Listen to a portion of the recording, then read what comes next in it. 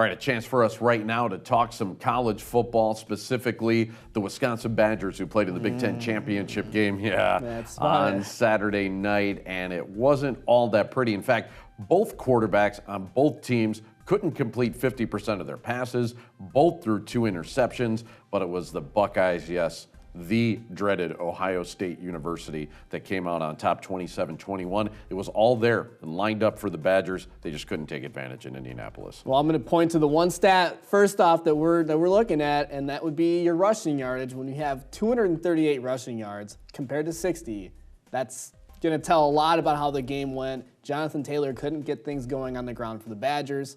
That offensive line couldn't break through the defensive line of Ohio State, and we were talking before we came on air, it's just daring Hornibrook to throw the ball. Yeah, and that's Bucky's game. Bucky's got to be able to run the football to win. They couldn't. It all fell on Hornibrook. Hornibrook not up to the challenge. He seemed very erratic. Some of the times his passes were right on point, hitting Fumagalli in stride. Other times, man, those throws were way off. Yeah, well, that ends 13 straight wins, the nation's longest winning streak.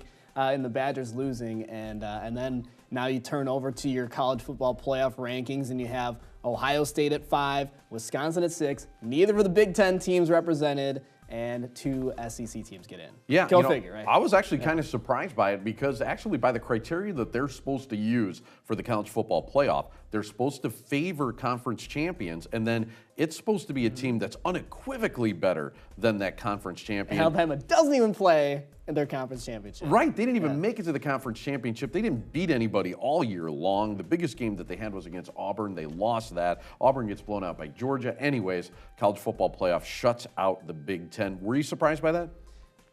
I mean, I was surprised that it was going to be, if Wisconsin wins, they're in, because then you ask the question, well, what more did you want us to do? Right. You win 13 straight, you got to say they're in.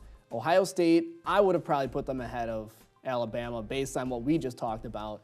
But, man, what a tough break for Bucky, and they'll play a big bowl game. They'll go to the Orange Bowl and take on Miami, basically in their backyard, but whatever. Another New Year's Day game, one of the big ones. They're in the Orange Bowl. Miami, basically a home game for them. But I think this is a pretty good matchup for Bucky. We saw Miami get throttled by Clemson. They got throttled in the game before that as well. I mean, Miami could be had, and I think the Badgers have a good shot of going down there and winning that football game. We hope so. I mean, right? We're looking at a Badger team that's, you thought they had all the motivation they could possibly need to beat an Ohio State team. They go and lose another Big Ten title game. Couldn't get it done. At least we didn't have to talk about the Badger basketball game against Ohio State from Saturday. That happened right before that. It was a tough day to be a Badger against the Buckeyes.